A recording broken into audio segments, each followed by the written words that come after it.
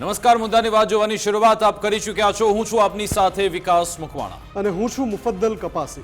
આજે વાત કરીશું વિશુદ્ધ રાજનીતિની, એટલા માટે કારણ કે એક ધારાસભ્ય જે ખુલીને મેદાનમાં આવ્યા અને કહી રહ્યા છે કે કોળી સમાજને સાઇડલાઇન કરાઈ રહ્યું છે, દલિત સમાજને સાઇડલાઇન કરાઈ રહ્યું છે। કેમ? કારણ કે એક એવો પક્ષ કે જે ફક્ત અને ફક્ત પાટીદાર સમાજ પાસેથી લાભ લેવા માંગે છે, સવર્ણોને આગળ કરવા માંગે છે, એવો અહીંયા એક દાવો કરવામાં આવ્યો। અને બીજી બાજુ પાસ આ એક એવું સંગઠન કે જે હવે 2 દિવસ બાદ એક ચિંતન શિબિર યોજવા જઈ રહ્યું છે। અને શું કહેવામાં આવી રહ્યું છે? પાટીદાર સમાજના જે પ્રાણ પ્રશ્નો છે, જેને અનદેખા કરવામાં આવી રહ્યા છે, જેના પર નજર રાખવામાં નથી આવતી, એને લઈ એક ચિંતન શિબિરનું આયોજન થવા જઈ રહ્યું છે। અને એટલા માટે જ અમે કહ્યું છે કે ફરી એકવાર રાજનીતિના કેન્દ્રમાં છે કોળી અને પાટીદાર। આ બે ચહેરા તમે અમારી બાજુ જોઈ રહ્યા છો, એક છે બોટાદના ધારાસભ્ય ઉમેશ મકવાણા અને બીજી બાજુ છે દિનેશભાઈ બામણિયા। આ બંને ચહેરાને તમે ભલી ભાંતિ જાણો છો। આ બંને આજે પાટીદારોની વાત કરી છે, સવર્ણોની વાત કરી છે, અને આજે એ પાટીદાર આંદોલનની પણ ચર્ચા થઈ ગઈ। આખરે ફરી એકવાર એ ભૂતકાળની વાતો કેમ થઈ, કેમ હજુ તો 2027 ઘણી વાર છે, 2 વર્ષ પહેલા આખરે કેમ? શું કોઈ રાજકીય જમીન અત્યારે ગોઠવવાનો પ્રયત્ન થઈ રહ્યો છે? શું અહીંયા ફિલ્ડિંગ ગોઠવાઈ રહી છે? એક મોટો સવાલ છે। આ તમામ ઘટનાક્રમ વિશે વાત કરીશું। બિલકુલ। અને વિકાસ, તમે જેમ કહ્યું કે 2027 ઘણો સમય બાકી છે, પણ રાજકીય ગલિયારામાં આપણે વર્ષોથી જોતા આવ્યા છે, ચાહે 2022ની ચૂંટણી હોય, 2017ની ચૂંટણી હોય, ગુજરાતના રાજકારણમાં વિધાનસભાની ચૂંટણી આવે એના 1.5-2 વર્ષ પહેલા આ પ્રકારની ગતિવિધિઓના પ્રમાણમાં વધારો જોવા મળે છે, ઉછાળો જોવા મળે છે। અચાનક ઉમેશ મકવાણા કે જે આમ આદમી પાર્ટીના ધારાસભ્ય, પાર્ટીએ એમને ટિકિટ આપી, એ વિજેતા બન્યા। પાર્ટીએ એમને અતિ મહત્વની લોકસભાની ચૂંટણીમાં પણ ટિકિટ આપી અને લડ્યા પણ ખરા। કોંગ્રેસ સાથે ગઠબંધન કરીને જે 2 બેઠકો લડ્યા આમ આદમી પાર્ટી ગુજરાતમાં, એમાંથી એક લડવાની તક ઉમેશ મકવાણાને આપવામાં આવી। એટલે સીધી રીતે આપણે જોવા જઈએ વિકાસ, તો પાર્ટીએ ઉમેશ મકવાણા સાથે કોઈ અન્યાય કર્યો હોય વ્યક્તિગત રીતે એવું તો ક્યાંય લાગતું જ નથી, પણ ઉમેશ મકવાણા અચાનક વિસાવદરની ચૂંટણીમાં આપના વિજય પછી સામે આવે અને એ જાતિનો મુદ્દો ઉઠાવે, સવર્ણ વાળો શબ્દ વાપરે કે ભાઈ અહીંયા પણ સવર્ણની ઉપર વધારે ધ્યાન દેવાય છે આમ આદમી પાર્ટીમાં પણ, અને એમ કહીને એ પાર્ટીના હોદ્દા છોડી દે। અત્યાર સુધી આપણે જોયું છે, તમે છેલ્લા 5 વર્ષ કે 10 વર્ષ જુઓ ગુજરાતની રાજનીતિમાં, તો જ્યારે કોઈ ધારાસભ્ય પાર્ટી લાઈનથી નારાજગી હોય, એની પાર્ટીથી નારાજગી હોય, તો એ ધારાસભ્ય પદ પણ સાથે છોડે છે। આપણે એ પણ જોયું છે, ધારાસભ્ય પદ પણ છોડી દે અને પછી જે તે પક્ષમાં જાય ત્યાં જે ફરી પેટા ચૂંટણી થાય એમાં ફરી એ ઉમેદવાર બને। અહીંયા પિક્ચર થોડું અલગ છે। ઉમેશ મકવાણાને લાગે છે કે આમ આદમી પાર્ટી સવર્ણોની રાજનીતિ કરે છે, દલિત અને કોળી જેવી જે જ્ઞાતિઓ છે એની સાથે અન્યાય થાય છે, આવો દાવો ઉમેશ મકવાણા કરે છે। પછી એ પદ છોડે છે, હોદ્દા, સભ્ય પદ નથી છોડતા આમ આદમી પાર્ટી, અને ના તો ધારાસભ્ય પદ। 2 ફ્રન્ટ ચાલી રહ્યા છે અત્યારે। આપણે ઉમેશ મકવાણાની વાત તો કરી રહ્યા છે, પરંતુ આપણે થોડા ભૂતકાળમાં અને નજીકના સમયમાં જોવું પડશે, કારણ કે હમણાં જે વિસાવદરના પરિણામ આવ્યા ત્યાં સીધી જ લેવવા પાટીદારો વચ્ચે જંગ હતી। બધા ઉમેદવાર લેવવા પાટીદાર હતા, અને પછી ગોપાલ ઇટાલિયા ત્યાંથી ઉભરીને આવ્યા, અને પછી એ ચર્ચાની શરૂઆત થઈ કે લેવવા પાટીદારોનો મત, હવે તેમનો જે મત છે શું બદલાઈ રહ્યો છે? શું એમણે હવે બીજા ઓપ્શન તપાસવાની શરૂઆત કરી છે? એક એ એંગલ જોવા મળે છે। એના 2 દિવસ બાદ હજુ તો આ લોકો બરાબર જશ્ન પણ મનાવે કે પછી વિધાનસભામાં ધારાસભ્ય શ્રી ગોપાલ ઇટાલિયા એવી તકતી લાગે, એ પહેલા તો અહીંયા જ ઓલરેડી જે આમ આદમી પાર્ટીના ધારાસભ્ય છે ઉમેશ મકવાણા આવી જાય છે ને કહી રહ્યા છે કે આ એ પાર્ટી છે જે ફક્ત અને ફક્ત સવર્ણો પર આધાર રાખે છે। અને તેમણે એ પાસ કન્વીનરની વાત કરી। પાસ કન્વીનર એમણે, તમને ખબર છે, ગોપાલ ઇટાલિયા પણ પાસ કન્વીનર રહી ચૂક્યા છે. એ સમયે પણ તે ખૂબ જ ચર્ચામાં હતા અને ખૂબ જ ગંભીર આક્ષેપ તેમણે લગાવ્યા કે એ વખતે જ્યારે પૈસા લઈને પ્રચાર કરવામાં આવતો હતો, કોના તરફથી? ઉમેશ મકવાણા કહી રહ્યા છે પાસ કન્વીનરો પૈસા લઈને પ્રચાર કરતા હતા. આવો દાવો તેમણે કર્યો. એક એ ધારા ચાલી રહી છે. બીજી બાજુ દિનેશ મામણિયા તમે જોઈ રહ્યા છો. દિનેશ મામણિયા, ન માત્ર દિનેશ મામણિયા પરંતુ રેશમા પટેલ, વરુણ પટેલ, પૂર્વિન પટેલ, લાલજી દેસાઈ, આ બધાએ જાહેરાત કરી છે.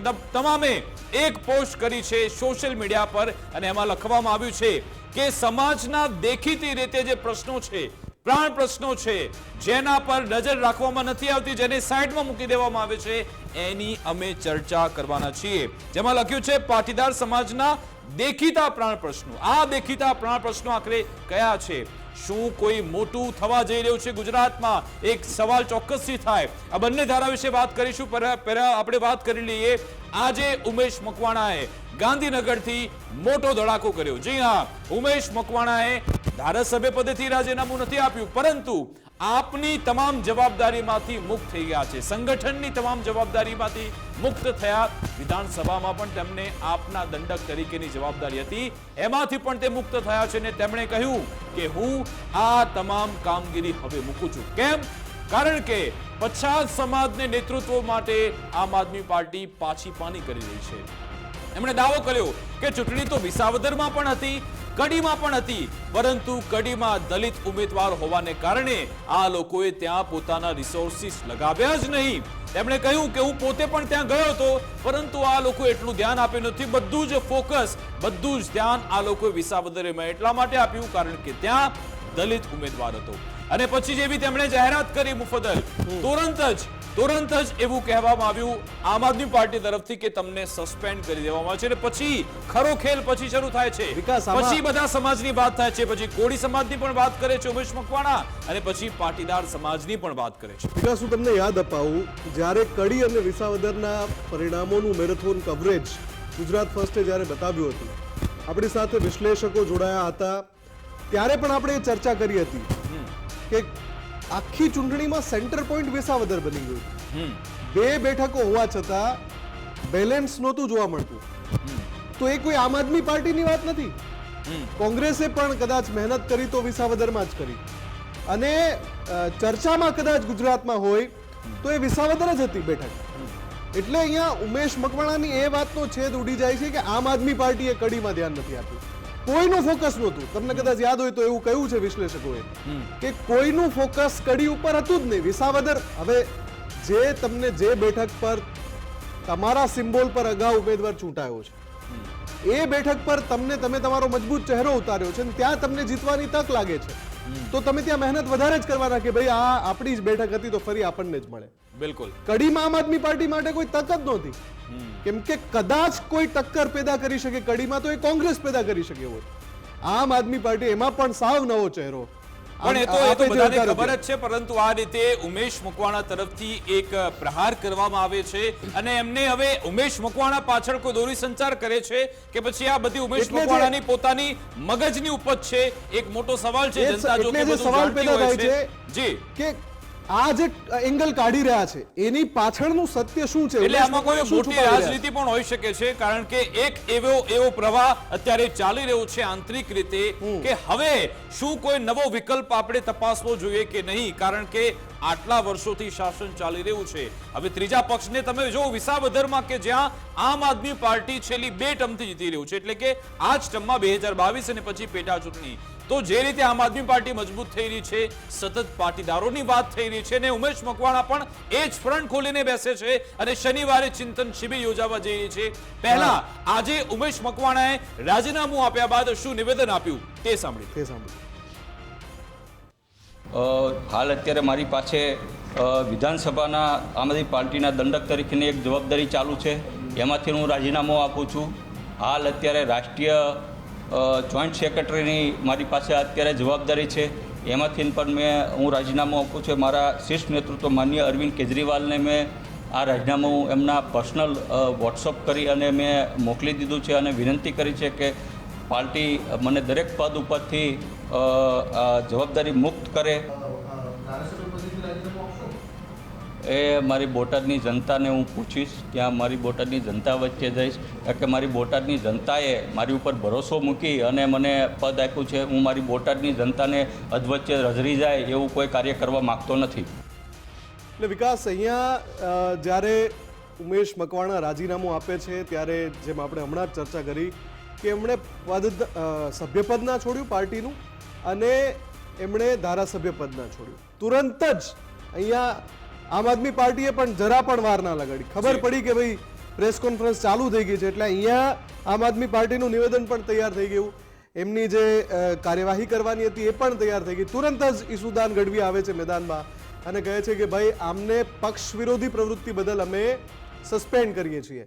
5 વર્ષ માટે ઉમેશ મકવાણાને પક્ષમાંથી સસ્પેન્ડ કર્યા. જે પક્ષમાં રહ્યા હતા, ખાલી એમણે જે જવાબદારીઓ હતી, જોઈન્ટ સેક્રેટરી પદની જવાબદારી હતી, વિધાનસભાના દંડક આપના એ જવાબદારી હતી, એમાંથી એમણે રાજીનામું આપ્યું હતું.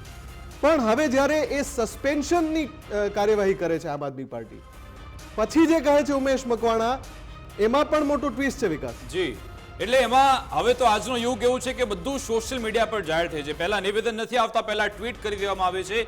જેવું ઉમેશ મકવાણા ગાંધીનગરમાં પ્રેસ કોન્ફરન્સ કરે છે, ઈશુદાન ગઢવી જાણે કે મોબાઈલ હાથમાં લઈને જ બેઠા હતા અને તરત ટ્વીટ કર્યું કે પાર્ટી વિરોધી ગતિવિધિ કરી એટલે તમે 5 વર્ષ માટે સસ્પેન્ડ. અને એની સામે પછી ઉમેશ મકવાણા પણ તૈયાર હતા. શું કહ્યું ઉમેશ મકવાણાએ? ઉમેશ મકવાણાએ સમાજને ઢાલ બનાવી દીધી. તેમણે સસ્પેન્શન સામે સીધો પ્રહાર કર્યો અને કહ્યું કે હું તો જવાબ નહીં આપું, પરંતુ કોળી સમાજ જવાબ આપશે. કોળી સમાજ, મને તમે સસ્પેન્ડ કરી રહ્યા છો ને કોળી સમાજ આગામી સમયમાં તમને જવાબ આપશે. અને સાથે સાથે મારા રાજકીય હરીફો પક્ષમાં છે, એટલે કે આમ આદમી પાર્ટીમાં જ રાજકીય હરીફો છે. કેટલાક એવા લોકો છે પક્ષને નુકસાન કરવાનું કામ કરે છે. તમે સમજી શકો છો કોને જવાબ આપી રહ્યા છે.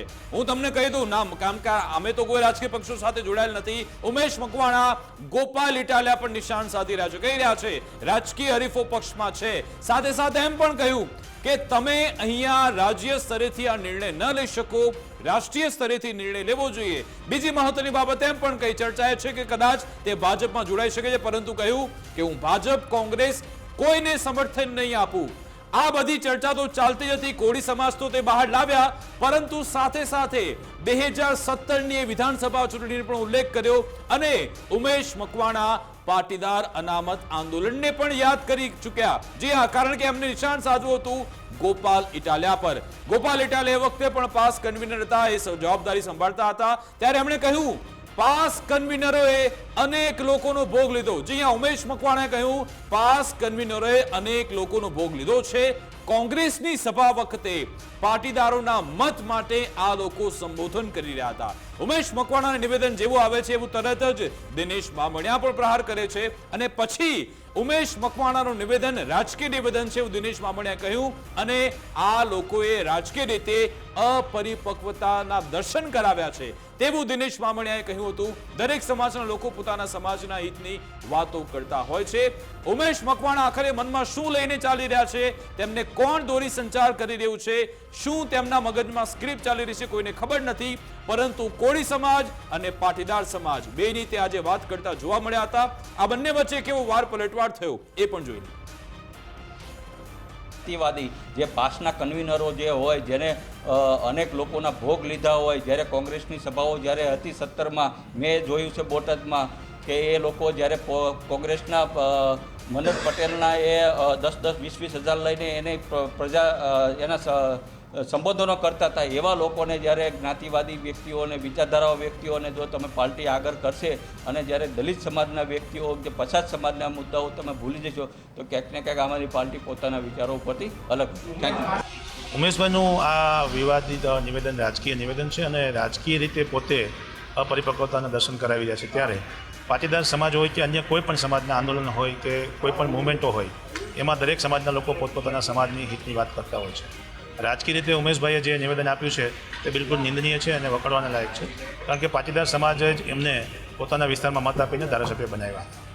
એના આંતરિક પક્ષની જે કાંઈ વિખવાદો હોય છે એ એમનો પ્રશ્ન છે, પરંતુ ઉમેશભાઈ આગામી રીતે રાજકીયમાં આગળ વધે એવી પણ મારી શુભેચ્છા છે. વિકાસ, તમને સીધી રીતે જોવા જાઓ, ગોપાલ ઇટાલિયા પાસે જ્યારે ઈસુદાન ગઢવી પ્રદેશ અધ્યક્ષ બન્યા એ પહેલા થોડો સમય જવાબદારી પણ હતી, એ પ્રદેશ અધ્યક્ષ હતા જી. પ્રદેશ કક્ષાએ જવાબદારી પણ હતી. એ વખતે કોઈ ટસલ થઈ ઉમેશ મકવાણા અને ગોપાલ ઇટાલિયા વચ્ચે વૈચારિક રીતે?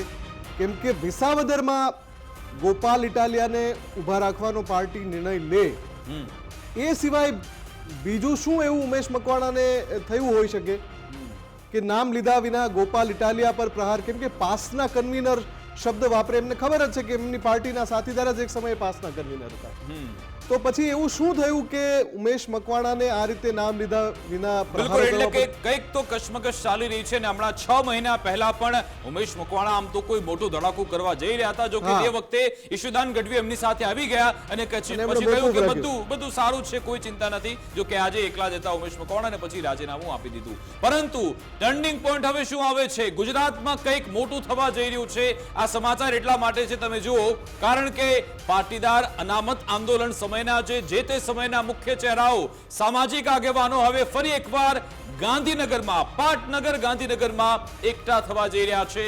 પાસ આંદોલન સાથે જોડાયેલા જે આગેવાનો છે તે એકત્રિત થવાના છે અને એકત્રિત થઈને શું કહી રહ્યા છે એ હું પોસ્ટ વાંચી લઉં, જેમાં દરેકે દરેક વ્યક્તિ એક જ વાતનો ઉલ્લેખ કરી રહ્યા છે અને એવું કહેવામાં આવી રહ્યું છે કે સમગ્ર ગુજરાતમાં પાટીદાર સમાજના દેખીતા પ્રાણ પ્રશ્નોને લઈ આગામી તારીખ 28-25 ને શનિવારના રોજ ગાંધીનગરે પાટીદાર આંદોલનથી જોડાયેલા મુખ્ય આંદોલનકારીઓ, લડાયક સામાજિક આગેવાનોની એક ચિંતન શિબિરનું આયોજન થઈ રહ્યું છે. હવે આ સમાજ તમે જાણો છો કે કેવો સદ્ધર સમાજ છે, એક્ટિવ સમાજ છે અને હવે એવું કહેવામાં આવી રહ્યું છે દેખીતા પ્રાણ પ્રશ્નોને લઈ ચિંતન શિબિર કરવામાં આવી રહી છે. આ શું કોઈ સંયોગ છે કે પછી પ્રયોગ છે? હમણાં વિસાવદરની ચૂંટણી પછી એક અલગ ફ્રન્ટ તૈયાર થઈ રહ્યો છે. આપણે એ જ વિશે વાત કરીશું. આપણી સાથે દિનેશભાઈ બાવળિયા ફોનલાઈન પર જોડાઈ ગયા છે. દિનેશજી, આપનું ગુજરાત ફર્સ્ટમાં સ્વાગત છે. દિનેશજી, કયા દેખીતા પ્રાણ પ્રશ્નો છે જેને લઈ ચિંતન શિબિર યોજાઈ રહી છે ગાંધીનગરમાં? જો પાટીદાર આંદોલન સમિતિના સભ્યો અને એસપીજીના સભ્યો, જે લોકોએ આંદોલન સમયે મુખ્ય ભૂમિકા ભજવી છે, એવા લોકોનો એક વિચાર હતો કે ભાઈ બધા લોકો સાથે મળીને છેલ્લા 5 વર્ષમાં જે શું પ્રગતિ થઈ છે, શું દર આંદોલનમાં થયું છે અને અત્યારે હાલની સાંપ્રત પરિસ્થિતિઓમાં કયા કયા પ્રશ્નો આપણને અત્યારે હેરાનગતિ કરી રહ્યા છે, જેમાં એજ્યુકેશનના પ્રશ્નો છે, રોજગારના પ્રશ્નો છે, સાથે સાથે મુખ્ય 2 પ્રશ્નો છે.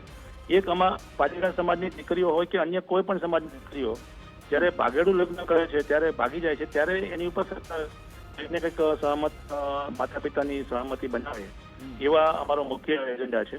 અને સાથે સાથે ગેમિંગ ઝોનથી માંડીને જે ઓનલાઈન ગેમિંગ વ્યાજના ચક્રમાં ફસાવવું અને બાળકોના સુસાઇડ થઈ રહ્યા છે, એ મુદ્દા ઉપર આધારિત આ મિટિંગનું આયોજન કરવામાં આવ્યું છે.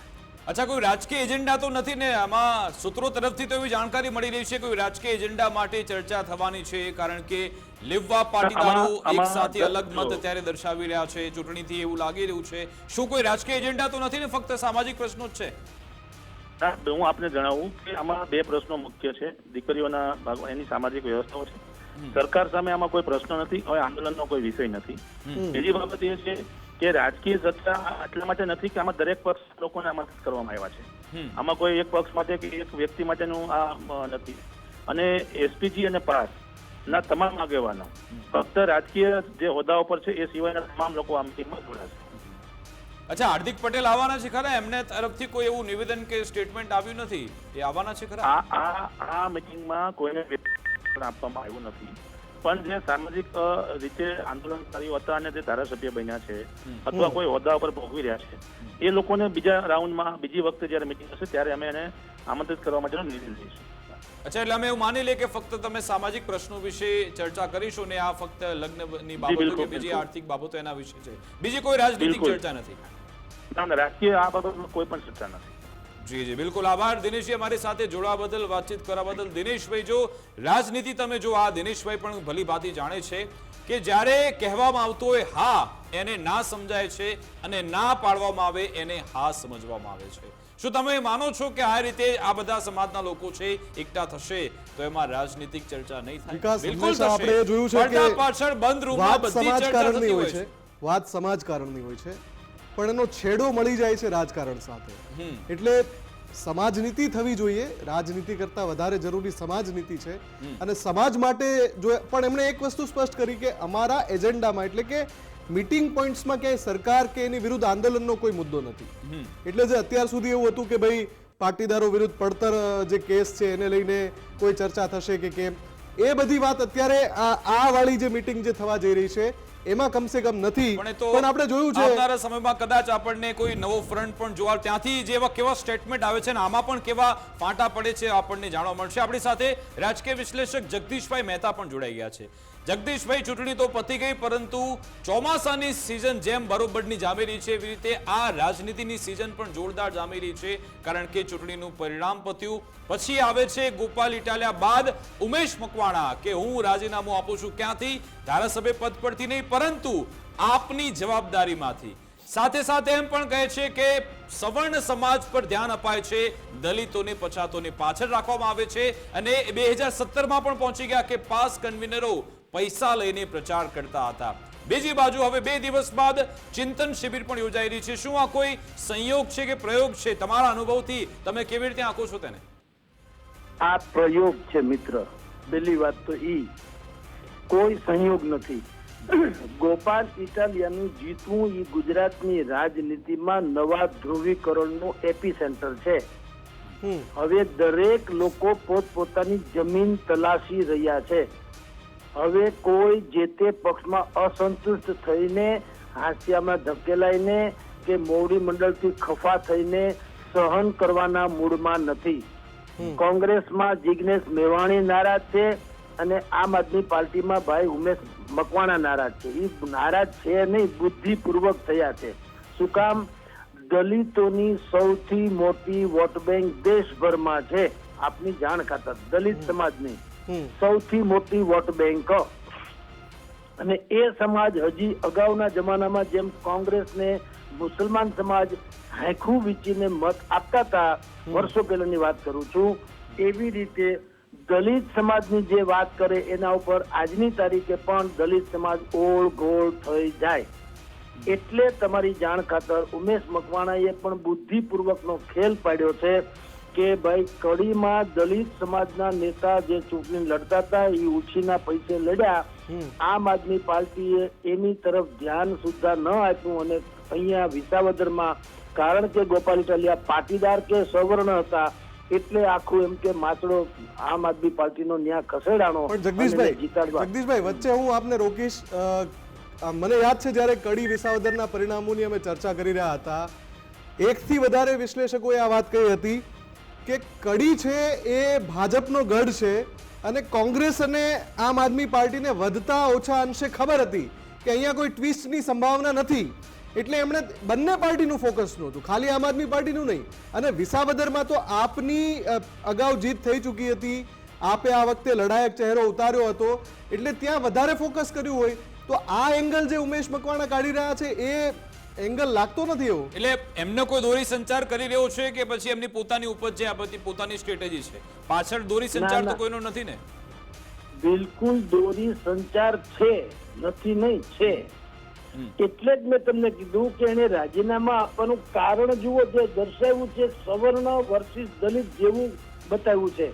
હવે તમે વિચાર કરો કે ઉમેશભાઈ મકવાણાને રાતોરાત દલિત કેમ વાલા લાગ્યા, અને માની લો કે કડીમાં આમ આદમી પાર્ટીએ દલિતની ફેવર ન કરી તો ઉમેશભાઈને કોઈ પૂછો તમે શું કર્યું, તમે ત્યાં કેટલો સમય રોકાણા, કેટલી સભા કરી, તમારું યોગદાન શું? હવે એ નહીં. બીજું, એ દલિતનું છોડો, અહીંયા અમરેલીમાં એક દલિત યુવાનની હત્યા થઈ, એનું ભાઈ જિગ્નેશ મેવાણીએ બહુ મોટો હોબાળો કર્યો, અને એને કારણે એ કોંગ્રેસથી નારાજ પણ થયા. એને સોશિયલ મીડિયા ઉપર નારાજગી દાખવી પણ કરી, અને પછી કોંગ્રેસે એવું પડ્યું કે ભાઈ તમે માપમાં રહ્યો, જે કાંઈ છે એ પક્ષના ફોરમ ઉપર વાત કરો, જાહેરમાં લુગડા ધુઓમાં. હવે એ જ પદ્ધતિથી અત્યારે ઉમેશ મકવાણા આગળ આવ્યા છે. એણે દલિતનું જ કારણ આપ્યું છે. કોંગ્રેસમાં જે રીતે ફાટફૂટ દલિતના નામે ચાલી છે એવી હવે આમ આદમીના ભાઈ મકવાણાભાઈ છે એ પણ ચાલી રહ્યા છે. એટલે જ મેં તમને શરૂઆતથી કીધું કે આ સંયોગ નથી, આ પ્રયોગ છે. એક બહુ મોટું જોવા મળ્યા કે કોળી સમાજ જવાબ આપી દેશે. હવે તમે જોઈ લો, તમને જવાબ આપવામાં આવશે. અહીંયા ભલે વિસાવદરમાં કોળી સમાજે આમને ગોપાલ ઇટાલે મત આપ્યા, બોટાદમાં પણ આપ્યા હશે, તો એ કહી રહ્યા છે કે કોળી સમાજ હવે તમને જોઈ લેશે. એ શું દર્શાવે છે? હવે એ દર્શાવે છે કે કોળી સમાજને ઓબીસી, જુઓ ઓબીસી, માઇનોરિટીઝ, દલિતો ઇત્યાદિનો હવે આ લોકો એનો સાથ લઈ અને શાસક પક્ષ હોય કે પોતાનો પક્ષ હોય એને ભીડવવા માંગે છે. બિલકુલ જગદીશભાઈ, બિલકુલ. આમાં તમને પેલું વિછિયાવાળી ઘટના યાદ કરાવું. એ વખતે પણ ઉમેશ મકવાણાનું નામ ખૂબ ચર્ચામાં હતું. કથિત જે કોળી સંમેલન મળવાનું હતું, શું ઉમેશ મકવાણા કોળી સમાજને સાથે રાખી એમાં દલિતને ઉમેરીને કોઈ નવા મોરચાની સંભાવના કે વેક્યુમ જોઈ રહ્યા છે ગુજરાતમાં? એમાં ઉમેશ મકવાણા કેવળ મોહરું છે. મૂળ છે, આપની જાણ ખાતર, મૂળ જે છે જિગ્નેશ મેવાણી છે. ઓકે. જિગ્નેશ મેવાણીને રાષ્ટ્રીય કક્ષાના દલિત નેતાઓ સાથે સીધો સંપર્ક છે અને એ લોકો એને ગાઈડ કરી રહ્યા છે અને એક નવી જ રાજકીય સફર ખેડવાનું કહી રહ્યા છે. એ બધા બિલકુલ, એટલે કે તાણા કોળી, વાણા ઠાકોર, આદિવાસી, દલિતો આ તમામનું એક કોમ્બિનેશન થાય ને પછી એનાથી ફાયદો થાય. બીજું, પાટીદાર સમાજની જે ચિંતન શિબિર છે, પાટીદાર સમાજની, પરંતુ આ પાસ આગેવાનને એવું કહી રહ્યા છે કે દેખીતી રીતે જે પ્રાણ પ્રશ્નો છે એને નજરઅંદાજ કરી રહ્યા છે, એના માટે અમે ચિંતન શિબિર યોજવા જઈ રહ્યા છે. આ સહયોગ પણ થઈ રહ્યો છે 2 દિવસ બાદ. એને તમે કેવી રીતે આંકશો? આ સમાજ કે જે સદ્ધર સમાજ છે, રાજકીય રીતે પ્રભુત્વ છે, મુખ્યમંત્રી પોતે પાટીદાર છે, છતાં પણ કે કહી રહ્યા છે પ્રશ્નો નજરઅંદાજ થઈ રહ્યા છે. જુઓ, એવું છે, પ્રશ્નો નજરઅંદાજ નહીં, પણ અત્યારે પ્રશ્નો પૂછવાની મોસમ ખીલી છે. તમે શરૂઆતમાં કીધું ને વરસાદ, એની જેમ મોસમ ખીલી છે. શું કામ? એક બેહવાની ડાળ નવી જન્મી છે, એનું નામ છે આમ આદમી પાર્ટી. હવે ડાળ અત્યાર સુધી શું હતું કે પાટીદાર સમાજના લોકો પણ નક્કી નતા કરી શકતા કે આપણે ભારતીય જનતા પાર્ટીને છોડીએ તો બેસવું ક્યાં કે જવું ક્યાં. કોંગ્રેસમાં એનું મન માનતું નતું અને બીજે ક્યાંય એને જામતું નતું. હવે પહેલી વાર એવું બન્યું છે કે ગોપાલ ઇટાલિયા, જુઓ, આમ આદમી ગૌણ છે, આમાં આમ આદમી પાર્ટી ગૌણ છે. વ્યક્તિગત ગોપાલ ઇટાલિયા એક એવું વ્યક્તિત્વ તરીકે ઉપસી આવ્યું છે કે બધાને એમ લાગે છે કે જો ગોપાલ ઇટાલિયા બિલકુલ આપણને તક આપે તો સંભવ છે કે આપણે એની છાળ પકડી લઈએ. એટલે અત્યારે જે ચિંતન શિબિર મળવાની છે 28 ટૂંકમાં શનિવારે, એ શનિવારે મીટિંગ મળે છે. એમાં પેલા ગણતરીથી 60 થી 70 લોકો આવે, પણ હવે 100-150 આવે એવી પણ સંભાવના છે. અને એમાં એજન્ડા શું જાહેર કર્યો કે ભાઈ પાટીદાર અનામત આંદોલન સમિતિ, એને અમે 10 વર્ષ પહેલા જે ગઠન કર્યું હતું એને પછી આંદોલન કર્યું. આંદોલનને 5 વર્ષ પૂરા થયા. એ 5 વર્ષમાં ઘણા પાણી ઘણા વહી ગયા છે. કેટલાય લોકો ભાજપમાં, કેટલાય કોંગ્રેસમાં, કેટલાય આમ આદમીમાં નેતા બની ગયા, ધારાસભ્ય બની ગયા, વગેરે વગેરે.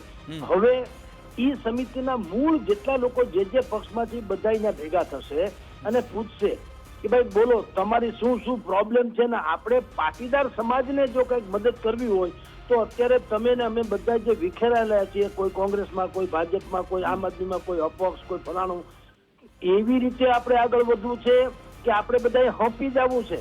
જો પણ સંપી એમાં જશું, જગદીશભાઈ, એ આ જે ચિંતન શિબિર માટે હિમાયત કરી રહ્યા છે, નામ પણ તમે જુઓ તો એમાં એ લોકોને રાજકીય રીતે એટલો બધો ફાયદો નથી મળ્યો. રેશમા પટેલ હોય, વરુણ પટેલ હોય, અલ્પેશ કથિરિયા હોય, આ બધા એવા નામ છે કે એમણે પ્રયત્ન ખૂબ કર્યા પરંતુ કોઈ લાભ નથી મળ્યો. બીજા બધા અત્યારે સેટ થઈ ગયા છે. શું એ પણ કારણ છે કે હવે કોઈ બીજો લાભ મેળવી લઈએ અથવા તો પોતાની જમીન મજબૂત થાય એના માટેના પ્રયત્નો છે? તમે જે લોકોના નામ બોલ્યા, રેશમાબેન હોય કે ભાઈ અલ્પેશ હોય યા બીજા બધા ભાઈઓ, તરુણભાઈ કે વરુણભાઈ, આ બધાએ જે મહેનત કરી શું થયું, એક ઇન્ડિવિજ્યુઅલ કેપેસિટી તરીકે કરી અને જે તે ઇસ્યુ લઈને, જેમ કે ગોંડલનો ઇસ્યુ બન્યો હતો કે આપણે ગુંડાને મુક્ત કરાવવાને એમ કરીને ત્યાં ગયા હતા ને જે કઈ ફિયાસ્કો થયો તે. પણ હવે એ લોકો બધા એમ માને છે કે આપણે જો કોળીઓ મોઢામાં નાખવું હોય તો 5 આંગળીઓએ ભેગું થવું પડશે, બાકી આંગળા ચાકે પેટ ભરાશે નહીં. એટલે આપણે ભેગા થઈએ અને 2-3 મુદ્દે પહેલા ચર્ચા, જો ચર્ચામાં બુદ્ધિપૂર્વકનો એજન્ડા કેવો છે કે ખાસ કરીને પાટીદાર સમાજના લોકો અગ્રણીઓ ત્યાં કરશે કે ભાઈ આપણા સહિતના, એટલે કે પાટીદાર સહિતના જેટલા જે જ્ઞાતિઓ છે એમાં દીકરીઓ, જવાન દીકરીઓને ભાગી જવું કે ભગાડી જવું, એ એક બહુ મોટો પ્રશ્ન છે. નંબર 1. નંબર 2, ઓનલાઈન ગેમિંગમાં જેટલા યુવાનો ખફા થઈ જાય છે અને બધા પૈસાથી માંડીને બધી રીતે હેરાન થાય છે, પ્રશ્ન નંબર 2. અને ત્રીજું કે ફાઇનાન્સરો દ્વારા જે જમીન મકાન હડપ કરી જાય છે, એટલે જેને વ્યાજંકવાદ કહેવાય, એ આ 3 મુદ્દા એવા પકડ્યા છે જેનાથી ટોટલી પાટીદાર સમાજ પીડિત છે અને એટલે એને જે રીતે હાર્દિક પટેલને પાટીદાર અનામત આંદોલન સમિતિ વખતે સામાન્ય એક છોકરો હતો 22 વર્ષનો, એને આખી સલ્તનતને હચમચાવી નાખી હતી, એવી જ ભૂમિકામાં 3 મહત્વના મુદ્દા લઈને આવે જેમાં સમાજ આંધળો ટેકો આપશે. તમે લખી રાખો, આંધળો ટેકો એટલે ફરી પાછું ઓલા જેવું જ વાતાવરણ નિર્માણ થશે. અને એ જયારે એક રસ થઈ જાય, બોલો તમે આગળ વધો, હમ તમારે સાથે, એમ જયારે થશે ત્યારે મુદ્દાસરની વાત કરવામાં આવશે કે જો આપણે જીતવું હોય ને આપણે આપણી વટ રાખવો હોય તો આપણે પોલિટિક્સમાં એક્ટિવ થવું પડશે. અને એક્ટિવ થવામાં તમારે ગોંડલની બેઠક છે, સરકાર ઉપર પ્રેશર પાડો કે ગોંડલમાં જયરાજસિંહ બાપુના પરિવારનું વર્ષો સુધી રાજ રહ્યું છે, હવે અમારો વારો આવવા દ્યો. બિલકુલ, એટલે આ ફ્રન્ટ પણ હોઈ શકે છે અને જોવાનું રહેશે આ ચિંતન શિબિર બાદ કયા નવા ફણગા ફૂટે છે અને શું ત્યાંથી બહાર નીકળે છે. આભાર જગદીશભાઈ, અમારી સાથે વાતચીત કરવા બદલ, સમય ફાળવા બદલ. તો મુફદ્દલ, અત્યારે રાજનીતિમાં કોળી સમાજની પણ વાત થઈ રહી છે, દલિત સમાજની પણ વાત થઈ રહી છે, પાટીદાર સમાજની પણ વાત થઈ રહી છે. એનો મતલબ કે સીધી રીતે 2027 માટેની તૈયારી અલગ અલગ રાજકીય પક્ષો, અલગ અલગ નેતાઓ તમામ કરવા લાગ્યા છે. બિલકુલ, અને એ જોવાનું એ છે કે 2027માં સૌથી મોટો મુદ્દો કયો રહે છે, કેમ કે પ્રયાસ દરેક દિશામાંથી થશે.